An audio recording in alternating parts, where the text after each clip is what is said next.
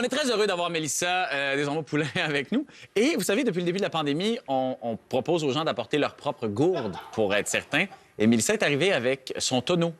Et on est... T'aimes ça quand j'aspire aussi? Ouais. Ouais, mais je l'assume, hein. Ça fait 2 ans que je l'ai, puis je l'adore. Mais toi, t'es hydratée, là. Ben, t'as-tu vu? T'es une des comédiennes les mieux hydratées et je comprends pourquoi. Et maintenant, le Québec au complet comprend pourquoi. Alors, bienvenue sur notre plateau. Hey, merci! Mais je disais que tu as l'air en pleine forme. C'est vrai que tu as l'air en pleine forme. Est-ce que tu trouves que je suis bronzée? Il y a ça aussi. Puis est-ce que tu vas en parler, que tu pensais que j'étais nue, que j'étais venue nue avec un top blanc tellement que je suis bronzée? Parce que je trouvais que ton pantalon, il allait avec ta couleur de peau. Et C'est épouvantable. Couleur cuirette. Oui! OK?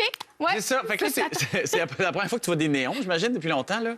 Hey, je suis excitée, tu penses? Je sais bégaye, j'ai le cœur qui me bat de même. C'est vrai? Ben oui, je suis rentrée dans Radio-Canada, puis tu sais, l'odeur des corridors, je suis vraiment heureuse. L'odeur un peu de... Ben, de renfermer, Ouais, exact. mais de tapis, mais de réconfortant. Oui, exactement. Oui, tout ça. Je sais. Ah, ça m'a fait du bien, là. Mais là, on commence à revivre tranquillement, là. Tu sais, c'est ça qui se passe, là, Ben, tranquillement. depuis une semaine. Oui, Hein, je dirais qu'on prend des grandes respirations. Oui, Mais ça fait du bien. Et je sais que, tu sais, t'as un peu le syndrome de la superwoman, toi, dans la vie. On se connaît pas beaucoup, mais un peu. Puis je suis capable de voir que t'es une... Ben, tu sembles parfaite dans la vie, toi.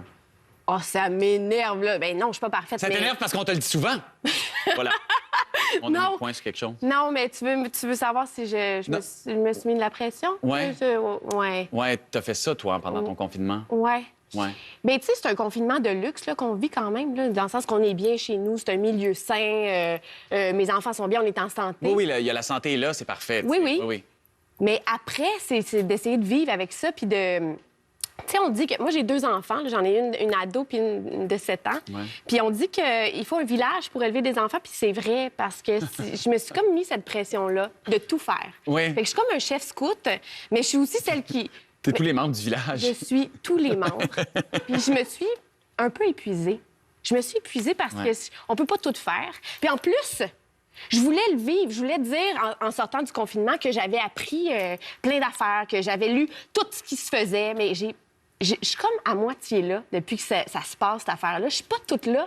Fait que j'ai de la misère de me concentrer, j'ai de la misère à écouter des séries. Je suis tout le temps un peu à côté de la traque parce que je suis déstabilisée. Pourquoi? Parce que t'es pas capable de prendre du temps? Parce que, en fait, ça nous met en face bien des affaires, hein, ce Ouais. confinement-là. Ouais. Qu'est-ce que t'as appris sur Mélissa Desormeaux-Poulain?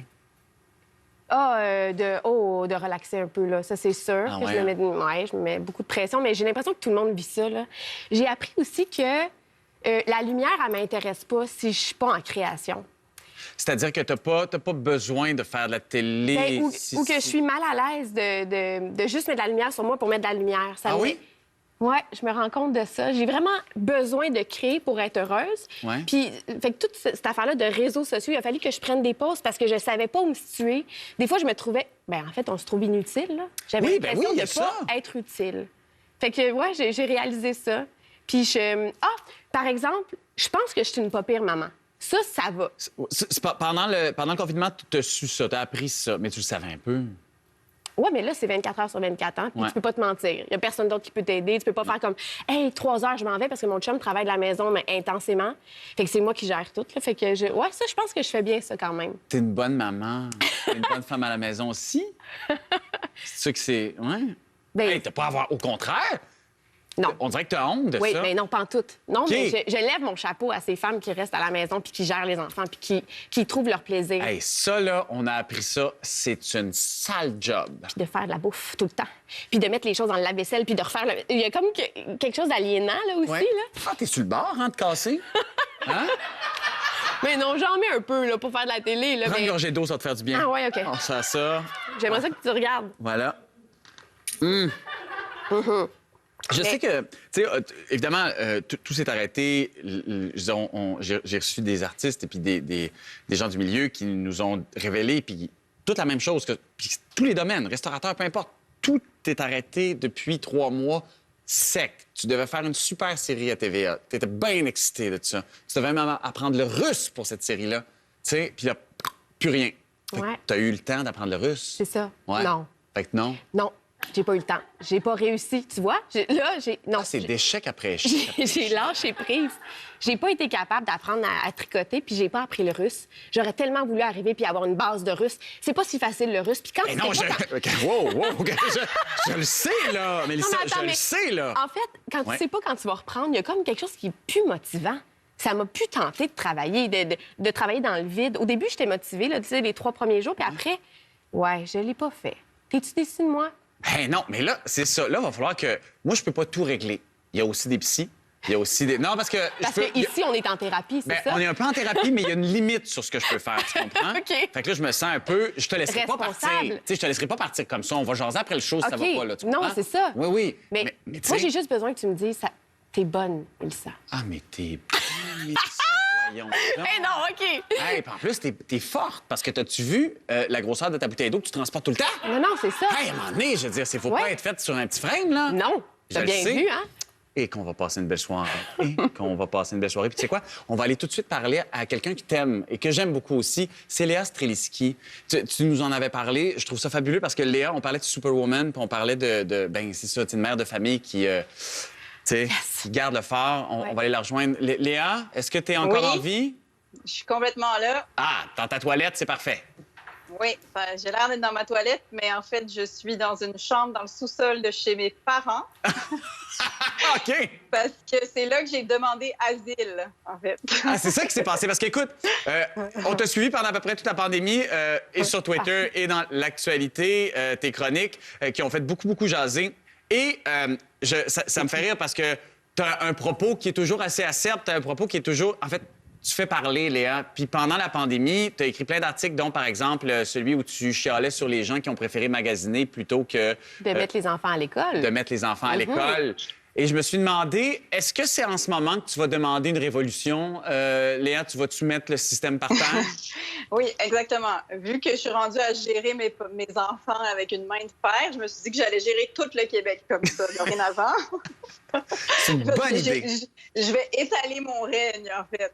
Mais oui. Non, mais en fait, Léa, on est content que tu sois ici, particulièrement parce que je pense que Mélissa te trouve des qualités. Mais à part le fait qu'elle a des enfants, c'est quoi sa plus grande qualité à Léa, Mélissa? Ah, mais Léa, je suis tombée en amour avec elle quand j'ai lu son livre « La vie n'est pas une course ». Oui. J'avais l'impression, chaque phrase que je lisais, j'avais l'impression que c'était mon ami. Est-ce que tu veux être mon ami? Ben, absolument. Oh, excuse, je t'ai Non, coupé. non, Mélissa. Non, pas vrai. Oui, je suis assoiffée d'avoir des amis en ce moment. Juste attention parce qu'elle se promène avec une chaudière d'eau, mais à chaque fois qu'elle veut boire. C'est drôle parce que, tu sais, en entrevue tantôt, Mélissa nous a révélé que ça prenait un village pour élever un enfant. Et Oui. dans une de tes dernières chroniques, c'était un peu ça, qu'on s'en rend compte qu'on le perd, le village. C'est tough, hein, quand on n'en a pas autour. Hey, pour vrai, moi, j'ai vraiment capoté au début, pour vrai, là, quand je me suis rendu compte que j'avais plus accès aux gens qui m'aidaient avec mes enfants. Vraiment, c'est pour ça qu'au bout de 2 mois et demi, j'ai fini par arriver en pleurant chez mes parents, comme si mon chum m'avait laissé à 16 ans. Parce que j'avais juste plus de ressources. Puis c'est vrai que, tu sais, c'est un peu cliché. Cette expression, on la connaît, là, de « ça prend un village pour élever des enfants ». Mais on n'y croyait pas tant. Puis moi, comme Mélissa, j'ai aussi ce syndrome de « je suis capable toute seule, je vais tout faire toute seule, il faut que je porte mon monde », tu sais. Et je me suis rendue vraiment à un moment où j'ai frappé mes limites, mais solides. Et ça en était presque dangereux, là. Il fallait vraiment que les autres me disent « Léa, t'as besoin d'aide. » Oui, mais c'est tough se faire dire ça. C'est dur se faire dire ça puis l'accepter. Oui, de tu sais. l'accepter. C'est Oui. ça qui est le plus tough. Tu sais, Oui, vraiment. on parlait tantôt de ton livre « La vie n'est pas une course ». C'est drôle parce que là, j'ai l'impression qu'on vit un autre type de course, tu sais, comme parents, en tout cas, mais professionnellement, tout s'est pas mal arrêté. Est-ce que tu penses qu'on va le comprendre, que la vie, c'est pas une course? Ben là, on a été comme forcés. Là, on nous l'a comme enfoncé dans la gorge assez solidement. Je te dirais que j'aimerais ça qu'on trouve un entre-deux. Tu sais, pas une course, mais j'aimerais ça que tout soit pas arrêté non plus. Qu'on se rase le crâne puis qu'on dise Krishna dans la rue. C'est pas complètement ça mon objectif non plus. Mais je pense quand même, mine de rien, que ça nous a strippé de beaucoup d'affaires pas essentielles, cette affaire-là. Puis que, oui, il y a une partie du message de mon livre qu'on a dû comprendre en accéléré. Je viens d'enregistrer la version audio de mon livre, là, donc j'ai été forcée de le relire. Je suis encore d'accord avec moi-même, mais j'ai remarqué qu'il y a plein de principes à cause de la pandémie, même moi, même si je l'ai écrit dans un livre, je rushais à l'appliquer. Mais je pense que c'est ce qu'on a découvert aussi, malgré tout ça. Puis, Mais quand tu parles d'intimité aussi dans le livre, tu sais, c'est comme la plus belle chose que tu dis, en fait, pour moi, là, c'est que tu parles que ce qu'on a besoin dans la vie, c'est de l'intimité avec nous-mêmes et avec les autres. C'est ça qui nous manque présentement. Mais ça nous permet d'être intime, de se connaître. Présentement, on a le temps de se connaître comme il faut, d'atteindre nos limites. Puis moi, je te dirais que l'affaire qui va me plus le rester de cette pandémie-là, là, au-delà du fait que je préfère quand ça va bien que quand ça va mal, oui. C'est à quel point j'ai besoin des autres. C'est pour ça que, sérieux, soyez gentils avec tout le monde. Puis, parce que à la fin de la journée, là, ça m'a tellement fragilisé, cette affaire-là. Puis ça m'a tellement montré à quel point on n'est pas une île puis on a besoin des autres. Ben écoute, Léa, merci d'avoir passé du temps avec nous. Je te souhaite de passer un bel été et je pense que Mélissa a besoin de parler, donc peut-être vous écrire après l'émission. Super. Appelle-moi quand tu veux. OK, ça marche. Léa! On boira dans des très gros verres. Ah oui! Salut! On se revoit après la pause. Bonsoir. À la fin de ça, là. Ah, moi, j'ai pas ce feeling-là. Non? Mon ado, là, qui est plus grande que moi, me prend tous les jours. Elle a besoin de se coller. C'est comme... vrai? Ouais. Ah, mon Dieu! Il y a de ça de beau. C'est pas désespéré, donc, parce que j'ai peur, moi, de m'amener des pertes puis de plus jamais recevoir de câlins puis pas Non, de bec. ça arrivera pas. Non, t'es sûr? Ouais. Ton ado, Tony, il te colle-tu encore? Ouais, c'est moins ça. Mais c'est ça. Regarde, on va profiter du temps qu'on a. C'est une fille, oui, OK. Non, mais je veux dire une chose à la fois. Mélissa, t'es porte-parole de la Fondation Marie-Vincent depuis 5 ans. Oui. On a beaucoup parlé des à-côtés, en fait, des dommages collatéraux du confinement. Là, on se déconfine tranquillement. Penses-tu que cette fondation-là, qui s'occupe évidemment des enfants qui sont victimes d'agressions sexuelles, est-ce que c'était une fondation qui a été débordée pendant le confinement?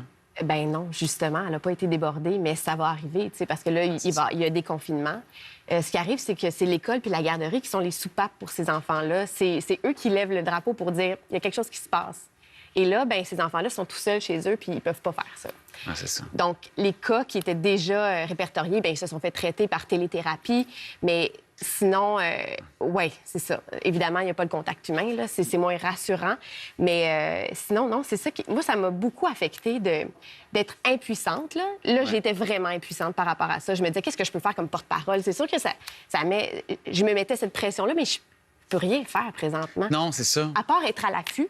À part aller dans les parcs puis regarder, mais tu sais, je veux dire, c'est... Ah oui, bien, c'est ça, mais pour vrai. Puis à un moment donné, je disais, oui, tu peux en parler, puis c'est ce qui nous reste à faire, en parler. Oui, tout à fait. En espérant que ça aille mieux. Mais effectivement, quand on annonce que les écoles dans le Grand Montréal vont rester fermées, c'est dur, ça. Oui, c'est dur. Puis, tu sais, on est du monde qui sont quand même équilibrés, là, mais il y a des gens aussi, pas nécessairement qui sont victimes de violences sexuelles, mais qui vivent de la violence verbale. Il y a quelque chose de pas sain de rester tout le temps dans un milieu qui est pas sain. Oui, exact. Puis bon, en espérant que ce déconfinement-là va donner de l'air un peu à tout le monde. Moi, je pense qu'il va en donner. Oui, je pense. Ben, en tout cas, c'est ce qu'on souhaite. Merci d'en parler ici, Mélissa. On parle de déconfinement. Il y a ta job aussi. On a parlé beaucoup du moment où est-ce que là, tu travaillais pas. Puis bon, les acteurs n'ont pas travaillé. Le milieu culturel est tranquillement en train de se reprendre en main, les tournages. De se réinventer, t'allais dire? De se réinventer. Non, c'est pas ça qu'on va dire. Se réinventer. Et ça, on l'a dit. Oui, on l'a dit, mais on n'ira pas là. On n'a pas besoin. Parce que on peut tourner, là. Évidemment, c'est des façons de faire. Mais toi, est-ce que tu es prête à tourner? Parce que les tournages recommencent, là. Là. Bien, il recommence, mais en ayant 8 semaines de confinement. C'est compliqué. Oui, c'est un peu compliqué. Je te dirais que je m'ennuie tellement de travailler que je serais prête à faire des trucs, mais être confinée, de ne pas voir ma famille pendant 8 semaines, ce serait difficile. Parce que c'est ce qu'on propose, c'est-à-dire qu'on met les acteurs de côté, on les confine pendant quelques semaines, puis après ça, on peut tourner avec eux. Mais dans la réalité, quand t'es une maman puis quand t'es un amoureux, c'est difficile à gérer. Je sais pas comment... Je sais pas... Là, ça m'est pas présenté encore. Okay. C'est pas arrivé, fait que je sais pas. Veux-tu laisser ta famille? Ça pourrait être une option. Laisse ta famille. Comme ça, tu serais libre de travailler. Ah, comme me séparer, oui, puis vendre la maison? Exactement, puis laisser tes filles à ton chum. puis travailler pendant 60 jours, maintenant. Exact. Quelle bonne idée. Merci. Fait que ça, on a géré ça. Ça, c'est fait. OK. Après ça... Non, mais... Mais est-ce que tu le ferais, toi? Pendant 8 semaines? Non.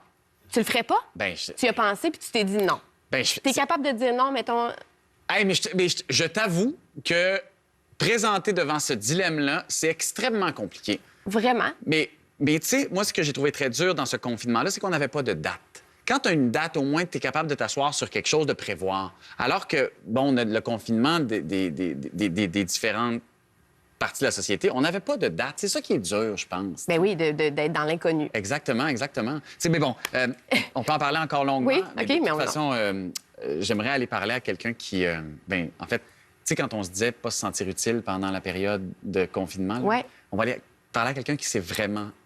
Senti utile? senti utile. En tout cas, je le pense bien. C'est une boxeuse, en fait, une grande sportive qui a reçu un prix exceptionnel, un prix de ESPN. C'est le prix Pat Tillman. C'est une première que ce prix-là soit donné à quelqu'un qui est à l'extérieur des États-Unis. On va rejoindre Kim Clavel.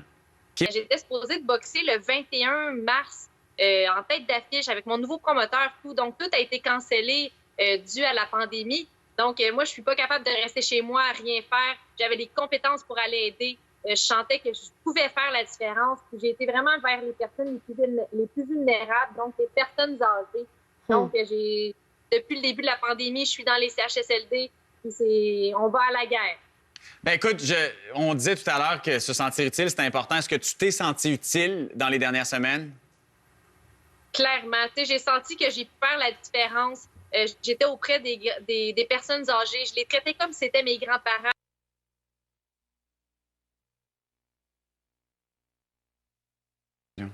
Tranquillement. Elle doit revivre. Oui. Puis comment, est-ce qu'elle a donné sa nomination? Comment ils sélectionnent ces gens-là? Est-ce qu'on le sait, ça? Ben, quand tu es infirmière, c'est hyper technique, mais ce que je vais faire, c'est que je vais nous envoyer à la pause. Et pendant la pause, je ferai des recherches. Si je peux avoir les réponses, je te redonnerai ça au retour. Merci. Ça a-tu de l'allure? Oui. OK, prends une gorgée. Marianne Mazza nous fait des suggestions de lecture après la pause. On manque pas ça. Je prends une gorgée. Maintenant.